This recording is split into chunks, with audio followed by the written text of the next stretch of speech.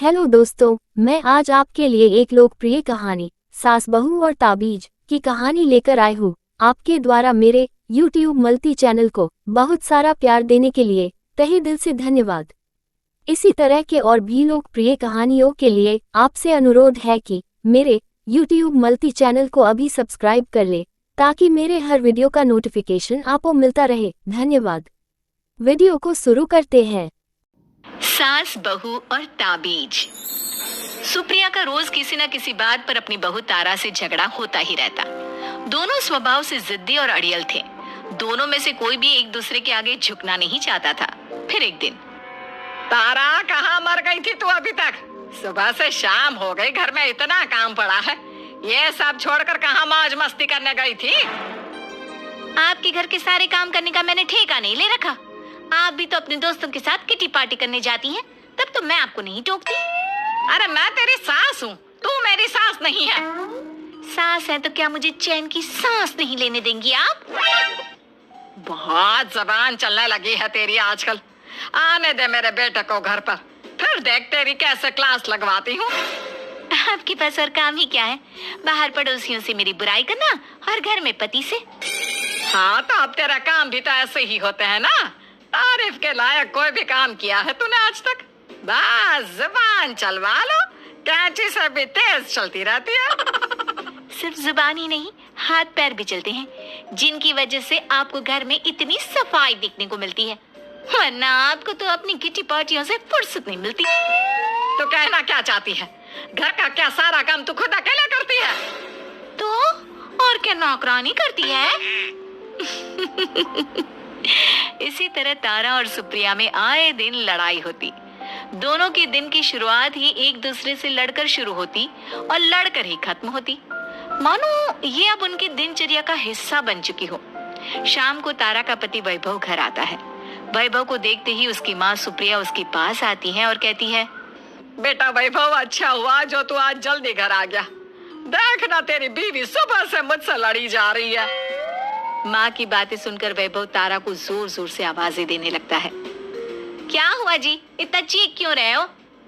तारा, तुमने आज फिर माँ से लड़ाई की? अरे लड़ाई मैंने नहीं की, शुरुआत पहले इन्होंने की थी। समझा दीजिए अपनी माँ को। मुझे कहीं भी आते जाते टाइम टोके नहीं, वरना मैं अपना सामान बांधकर मायके चली जाऊंगी। इतना कहकर तारा वहां से चली जाती है। ये सब क्या चल रहा है माँ? किसी दिन मैं आप लोगों के चक्कर में जरूर पागल हो जाऊंगा। आप लोग कभी प्यार से क्यों नहीं रहते? अरे वो हमेशा मेरी बातों का उल्टा जवाब देती है बेटा। अब तो ये बता मैं क्या करूं? तो आप उसे ताने मारती ही क्यों है माँ? वाह बेटा वाह, तुझे मेरे ताने दिखते हैं, उसका बात करने का तरीका नहीं दिखता। देखा नहीं वो किस तरह से बात करती है मुझसे। मुझे माफ कीजिए माँ, मुझे आप दोनों के बीच में पड़ना ही नहीं है। आप दोनों ही एक जैसे हो। इतना कहकर वैभव वहां से चला जाता है। वैभव के जाने के बाद सुप्रिया सोच में पड़ जाती है। धीरे धीरे समय बीतने लगता है और एक दिन सुप्रिया को पता चलता है कि उनके गांव में एक महात्मा ठहरे हुए हैं जो वशीकरण करना जानते हैं। तो सुप्रिया भागते हुए उन बाबा का पता ढूंढने निकल पड़ती है। इस बात की खबर जैसे ही तारा को चलती है, वो भी उस बाबा की खोज में निकल पड़ती है। अगले दिन सुबह, आज तारा और सुप्रिया दोनों ही बहुत अच्छे मूड में होती है। ना सुप्रिया तारा को देखकर कोई ताना मारती है, ना तारा अपनी सास से बेवजह उलझती है। दोनों मिल बांटकर रसोई में काम करती हैं। भाई तारा, जरा मुझे वो चाय पत्ती पकड़ाना। ये लीजिए माँ जी, क्या आप मेरे लिए भी चाय बना देंगी? अरे हाँ हाँ, क्यों नहीं। इसी तरह दिन बीतते हैं और दोनों का रिश्ता भी निखरने लगता है। ऐसे ही देखते 3 महीने बीत जाते हैं। आजकल ये मैं क्या देख रहा हूँ? अचानक आप दोनों के बीच इतना प्यार कैसे हो गया? एक दिन था जब कभी माँ आप तारा को ताने देते देते नहीं थकती थी, और तारा तुम पहले तो कितना उलझती थी माँ से, तो अब ये अचानक क्या हो गया आप दोनों को? अरे यह सब तो एक बाबा का कमाल है जिसने मुझे ये ताबीज दिया था। सुप्रिया के हाथ में बंधा ताबीज देखकर तारा चौंक जाती है। ये ताबीज तो उस बाबा ने मुझे भी दिया था, आपको अपने वश में करने के लिए। इसका मतलब तू भी उस बाबा से मिलने गई थी? आपकी हरकतों की वजह से ही मुझे जाना पड़ा था। ये सब क्या चल रहा है? मुझे तो आप लोगों की कोई भी बात समझ में नहीं आ रही। सुप्रिया वैभव को सारी बात बताते हुए कहती है, अरे जैसे ही मुझे पता चला कि हमारे गांव में जाने माने तांत्रिक बाबा आए हुए हैं जो वशीकरण करना जानते हैं, तो मैं बिना देरी किए उनके पास चली गई और बहू को अपने वश में करने की इच्छा उनके सामने रखी, जिससे ये मेरी हर बात माने। बाबा, मैं अपनी बहू से बहुत दुखी हो चुकी हूँ। वो मेरी एक बात नहीं मानती। आप कुछ ऐसा कीजिए बाबा जिससे मेरी बहू मेरी हर बात मानने लगे। पहले आप मुझे अच्छे से बताइए, आपको अपनी बहू से आखिर परेशानी क्या है? बाबा, वो मुझसे कभी प्यार से बात नहीं करती। मैं उसे एक बात सुनाती हूँ तो वो पलट कर 4 बातें सुनाती है। आप कुछ ऐसा कीजिए ना जिससे मेरी बहू सारी बातें मानने लगे। बाबा सुप्रिया की बातों को ध्यान से सुनते हैं और उसके बाद सुप्रिया को एक काले रंग का ताबीज देते हुए कहते हैं, ये ताबीज तुम्हें अपने गले में पहनना है और जब तक मैं ना कहूँ तब तक इसे उतारना मत। तो क्या इस ताबीज की मदद से मेरी बहू मेरे वश में हो जाएगी? सिर्फ वश में ही नहीं, इस ताबीज के कारण तुम्हारी बहू तुम्हारे आगे पीछे भी घूमने लगेगी। लेकिन बस तुम्हें कुछ काम करने होंगे। कैसा काम बाबा जी? तुम्हें अपनी जुबान पर काबू रखना होगा। उससे जो भी काम करवाना हो हमेशा प्यार से बात करनी होगी। धीरे धीरे वो तुम्हारी मुट्ठी में आ जाएगी। अरे ठीक है बाबा जी, जैसा आप कहेंगे ठीक मैं वैसा ही करूंगी। तारा ये सब सुनकर चौंक जाती है। ऐसा ही कुछ तो मेरे साथ भी हुआ था जब मैं उस बाबा से मिलने गई थी। बाबा जी, मैं अपनी सास से बहुत तंग आ चुकी हूँ। वो हर रोज किसी न किसी बहाने मुझसे लड़ती रहती हैं। आप प्लीज कुछ ऐसा करिए ना जिससे मेरी सास सुधर जाए और मुझे बेवजह टोकना बंद कर दे। तारा की ये बातें सुनकर पहले तो बाबा सोच में पड़ जाते हैं।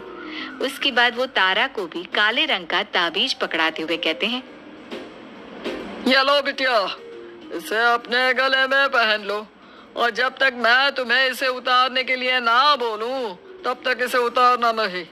इस ताबीज को पहनने से तुम्हारी सास तुमसे प्यार करने लगेगी और दिन रात तुम्हारे आगे पीछे घूमेगी। ये सुनकर तारा बेहद खुश हो जाती है।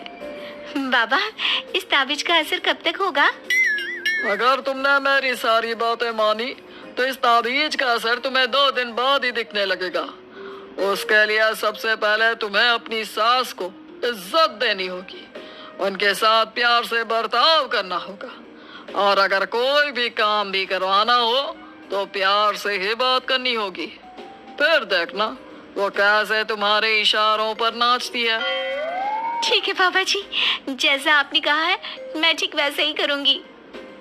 इसका मतलब उस बाबा ने हम दोनों को एक जैसे ताबीज देकर पागल बना दिया। जरूर कोई ढोंगी बाबा होगा। इतने में ही बाबा भी उनके घर पहुंच जाते हैं और मुस्कुराते हुए उनकी ओर आते हैं और उनसे उनके हालचाल पूछते हुए कहते हैं, ताबीज का असर हुआ या नहीं? बाबा जी, आपने हमें एक ही जैसा ताबीज देकर पागल बनाया है। ऐसा कैसे? ताबीज ने अपना काम तो पूरा ही किया है। आप दोनों को देखकर लगता तो नहीं कि अब भी आप लोगों के बीच कोई खटपट है। खटपट तो नहीं है बाबा जी। अब तो मेरी बहू मेरी हर छोटी बड़ी जरूरतों का ख्याल रखती है, मेरी सेवा करती है। हाँ, वैसे अब तो मम्मी जी मुझे ताने भी नहीं देती और ना ही कहीं आने जाने में टोकती हैं। जानते हो ये सब कैसे संभव हुआ? कैसे बाबा जी? यह सब तुम दोनों के कारण ही संभव हुआ है। मैंने जो ताबीज दिया था वो सिर्फ एक धागा ही था। ये चमत्कार तो तुम दोनों ने अपनी जुबान पर संयम रखकर प्यार और संयम के साथ काम करके किया है। बिटिया, कुछ कमी तुम्हारे अंदर थी तो कुछ कमी तुम्हारे सास के अंदर थी। इसीलिए तुम दोनों को सुधारने और तुम्हारी गलती का एहसास कराने का यही एक रास्ता था। बाबा की ये सारी बातें सुनकर सुप्रिया और तारा एक दूसरे की ओर देखने लगते हैं। अब उन दोनों को अपनी गलती का एहसास होता है। शायद आप सही कह रहे हैं बाबा। मैंने कभी अपनी बहू को समझने की कोशिश ही नहीं की। मैंने भी तो कभी आपकी उम्र और ओहदे का लिहाज नहीं किया और जो जब मन में आया बोलती चली गई। हो सके तो मुझे माफ कर देना मम्मी जी।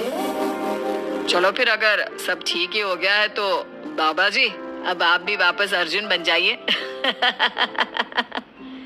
वैभव की बात पर बाबा अपनी नकली दाढ़ी हटाते हैं तो उसे देखकर सास बहू हैरान रह जाती हैं। अरे अर्जुन भैया आप? हाँ भाभी, आप दोनों के रोज रोज वाले झगड़ों से परेशान होकर एक दिन मेरे इस दोस्त ने एक प्लान बनाया और मेरी मदद मांगी, तो मैं इनकार कैसे कर सकता था। और देखिए आज उसका नतीजा हम सबके सामने है। सब जोर जोर से हंसने लगते हैं। दोस्तों, आपको यह कहानी अच्छी लगी तो लाइक एंड शेयर जरूर करें। मिलते हैं एक और दिलचस्प कहानी के साथ। अपना ख्याल रखें। धन्यवाद।